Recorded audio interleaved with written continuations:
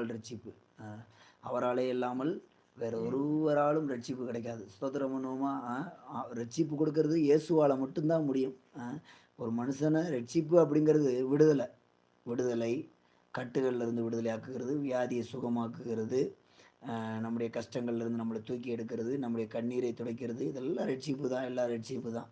இந்த ரட்சிப்பை கொடுப்பதற்கு இயேசுவால மட்டும்தான் முடியும். இயேசு என்கிற அந்த பெயரால மட்டும்தான் முடியும். வேற எதுனாலயும் ஆகாது. பைபிள்ல அப்படிதான் சொல்லியிருக்கு. பைபிளை விசுவாசிக்கிறோம். நம்ம எல்லாரும் பைபிளை விசுவாசிக்கிறோம். பைபிள் வார்த்தைகளை விசுவாசிக்கிறோம்.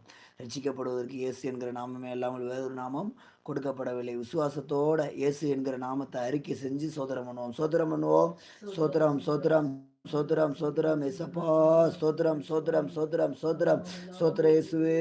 சோத்திரம் சோத்திரம் சோத்திரம் சோத்திரம் சோத்திரம் இயேசுவே. உம்முடைய நாமம் அல்லாமல் எங்களுக்கு ரட்சிப்பு இல்லையப்பா. சோத்திரம் சோத்திரம் சோத்திரம் சோத்திரம் இயேசுவின் நாமத்தில்